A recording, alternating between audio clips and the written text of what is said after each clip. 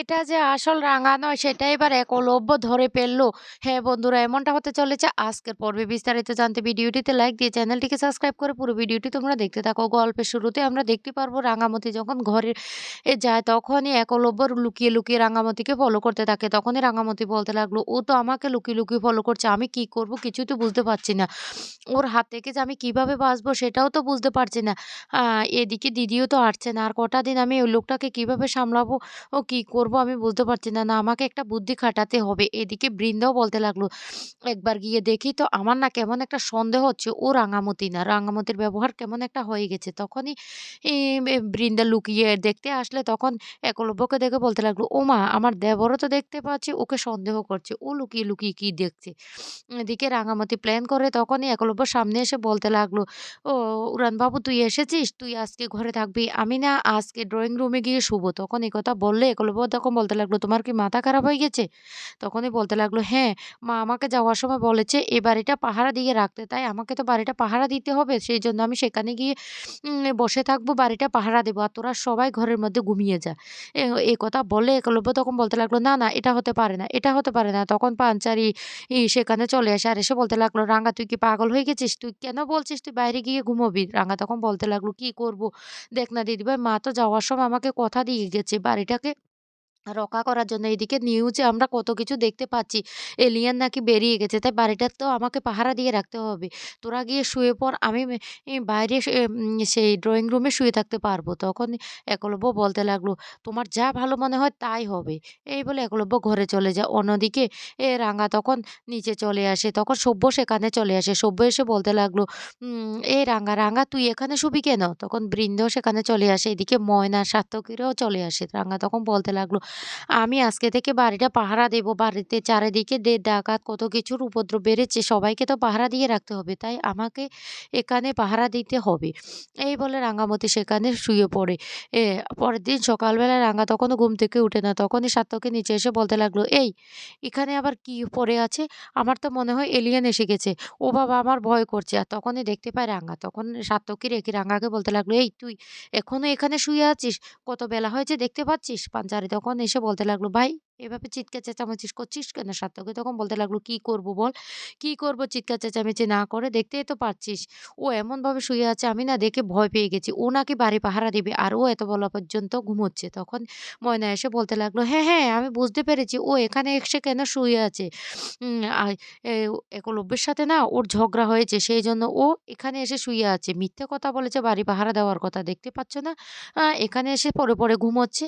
তখনই পাঞ্চারি বলতে লাগলো, "ঠিক আছে, ঠিক আছে তোরা এখন চাটা খেয়ে দে।" অন্যদিকে দেখা যায় জঙ্গলে রাঙা এদিক ওদিক করে যখন খুঁজতে থাকে আর তখনই সেই মুহূর্তে রাঙার পাটা একটা গর্তের মধ্যে আটকে যায়। রাঙা তখন চিৎকার করে উঠে আর বলতে লাগলো, "আমি কি করব? পাটা তো গর্ত থেকে বেরই করতে পারছি না।" এদিকে একলব্য যখন রাঙার কাছে আসতে যায়, রাঙা তখন তাড়াতাড়ি করে দূরে সরে যায়। তখনই একলব্যের সন্দেহ হয়ে যায়। একলব্য তখন বলতে লাগলো, "না, আমার কেমন একটা সন্দেহ হচ্ছে। এ আমার রাঙামাটি হতে পারে না।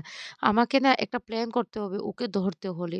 এদিকে বৃন্দা ঘরের মধ্যে গিয়ে এদের সে লুকিয়ে কথা বলতে থাকে। আর কথা বলে সে এলিয়েনদের সাথে পরামর্শ করতে থাকে কিভাবে জঙ্গলগুলি ধ্বংস করবে। অন্যদিকে দেখা যায় একলব্যের মা সেখানে মনে ভাবতে থাকে আর বলতে লাগলো, "কি ব্যাপার? ওরা আ এত একর জমি খালি করতে কেন চাইছে? ওদের প্ল্যানটা কি? কিছুই তো বুঝতে পারছি না।" তখনই রাঙামাটি ফোন করে তার মায়ের কাছে আর বলতে লাগলো, "ওরা না আমার মনে হয় এলিয়েন না, ওরা মানুষ।" তখন এই কথা বললে বলতে লাগলো, "কি বলছিস রাঙা?" রাঙা তখন বলতে লাগলো, "হ্যাঁ, আমি একটা জিনিস দেখতে পেয়েছি। তোকে একটা ভিডিও পাঠিয়েছি। ভিডিওটা দেখলে তুই বুঝতে পারবি। ওরা আ এখানে কি করছে সেটাই বুঝতে পারছি না।" তখন সেই ভিডিওটা দেখে রাঙা শাশুড়ি বলতে লাগলো, "রাঙা তুই সাবধানে।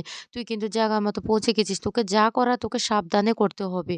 না হলে কিন্তু আমরা কিছুতে ওদেরকে শেষ করতে পারবো না।" অন্যদিকে দেখা যায় নিউজে আবারও দেখাতে থাকে সেই এলিয়েনগুলি বড়, বড় কান, পিছনে লেজ আছে। ওরা জঙ্গলের পর জঙ্গল ধ্বংস করছে। মানুষকে জ্বালিয়ে পুড়িয়ে শেষ করে দিচ্ছে।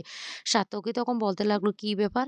কিছুই তো বুঝতে পারছি না। এলিয়েনরা আবার এখানে চলে আসলো কেন?" রাঙা তখন বলতে লাগলো, "কেন চলে এসেছে জানিস? আমার মনে হয় ওদের ছেলে-মেয়ে অনেক হয়ে গেছে। ওখানে ওদের থাকার জায়গা নেই। সেইজন্য ওরা এখানে চলে এসেছে।" তখনই সাত্তকী রেগে বলতে লাগলো, "সবসময় তুই মশকরা করিস। এটা কি মশকরা করার জায়গা? এমনিতে ভয়ে বুকটা কাঁপছে।" ময়না তখন বলতে লাগলো, "এ সাত্তকী, সাত্তকী ওরা আবার আমাদের বাড়িতে চলে আসবে না তো? তাহলে কি হবে?" সাত্তকী তখন বলতে লাগলো, "দাঁড়াও তো ময়না, যখন তখন এমন কথা বলো কেন?" এদিকে তখনই বৃন্দা নিচে চলে আসে ব্যাগপত্র গুছিয়ে। বৃন্দাকে দেখে পাঞ্চারি তখন বলতে লাগলো, "আরে বড় বৌদি ব্যাগপত্র গুছিয়ে কোথায় যাচ্ছ?" বৃন্দা তখন বলতে লাগলো, "আমাকে তো যেতেই হচ্ছে। বাড়িতে তো কেউ আমাকে মেনে নিচ্ছে না। তাই আমাকে বেরিয়ে যেতে হচ্ছে, আমি বেরিয়ে যাচ্ছি।" বৃন্দা যখন বেরিয়ে যায় সভ্য তখন একটা মেসেজ করে জানিয়ে দেয় যে বৃন্দা কয়েকদিনের জন্য বাড়ি থেকে বেরিয়ে গেছে। আর তখনই একলব্য সেখানে চলে আসে। একলব্য এসে বলতে লাগলো, "কি ব্যাপার? বড় বৌদি কোথায় গিয়েছে?" সভ্য তখন বলতে লাগলো, "ভালোই হয়েছে বাড়ি থেকে চলে গিয়েছে। ও বাড়িতে থাকলে না আমার একদম অস্বস্তি বোধ হয়। আমার না একদম ভালো লাগছে না।" তখন একলব্য বলতে লাগলো, "ঠিক আছে, চলে গিয়েছে যেহেতু।" তখন সব্য বলতে লাগলো, "ওকে পার্মানেন্টলি বাড়ি থেকে কিভাবে বের করব তার প্ল্যানটা করতে হবে। ও এ বাড়িতে থাকুক সেটা আমি চাই না।" তখনই রাঙা বলতে লাগলো, "ঠিক আছে, ঠিক আছে। আমি তোর জন্য চা করে নিয়ে আসছি। দাদাবাবু তুই বস।" এইদিকে রাঙা বলতে লাগলো, সে একলব্যের মাকে জঙ্গল এসে যে এলিয়েনদেরকে দেখেছে তাদের তাদের দেখে না রাঙার একটা সন্দেহ হয়েছে। রাঙার বারবার মনে হচ্ছে ওগুলো মানুষ। না হলে ওগুলোর কাছে এই যন্ত্রগুলি আসলো কোথা থেকে? আর এই বক্সগুলোই বা মধ্যে কি আছে? সেটা রাঙা আর প্রশ্ন। তখন একলব্যের মা বলতে লাগলো, "শোনো রাঙা, আমি যেটা বলছি সেটা শোনো। তুমি কিন্তু ঠিক জায়গা মতো পৌঁছে গিয়েছো। তুমি আরেকটু নজর রাখলে ওদেরকে ধরে ফেলতে পারবে।" এদিকে একলব্য বাড়িতে বলতে লাগলো, "রাঙাকে যদি সত্যি আমাকে জানতে হয় তাহলে রাঙাকে দিয়ে আজকে এমন একটা খেলা খেলবো যেই খেলায় রাঙামতি ধরা পড়ে যাবে।"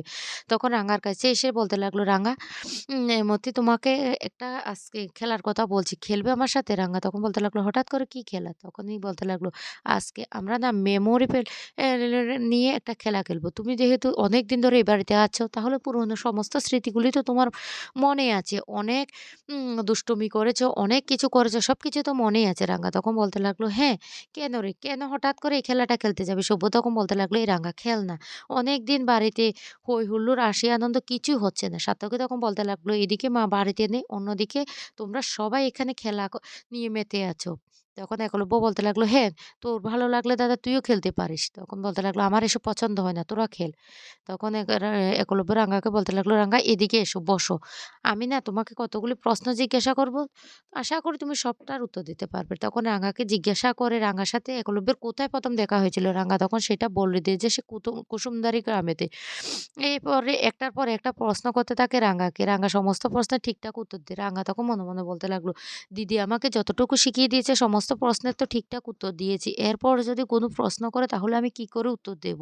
আমি কি করব কিছুই বুঝতে পারছি না।" এদিকে সব্য, পাঞ্চারি, অঙ্কুর বলতে লাগলো, এই তো আমাদের রাঙামতি সমস্ত প্রশ্নের উত্তর ঠিকঠাক মতো দিয়েছে। রাঙামতি জিন্দাবাদ।" এরপরে হঠাৎ করে একলব্য বলতে লাগলো, "রাঙামতি, আমার না একটা কথা মনে আছে যে ফুলসজ্জার রাতে তোমার আর আমার মধ্যে ঝগড়া হয়েছিল। কি নিয়ে ঝগড়া হয়েছে বলো তো?" তখন রাঙামতি আর উত্তরে দিতে পারে না। রাঙামতি তখন কি করবে কিছুই বুঝতে পারে না। তখনই একলব্যের সন্দেহ। একলব্য তখন বলতে লাগলো, "দেখি এই প্রশ্নের উত্তরটা তুমি কি করে দাও?" ও তখন রাঙা ভাবতে থাকে আর বলতে লাগলো, "আমি কি বলবো?" এই বলে রাঙা একটা উত্তর দেয়। কিন্তু উত্তরটা ছিল ভুল। তখনই একলব্য বুঝতে পারে যে ও আসল রাঙামতি নয়।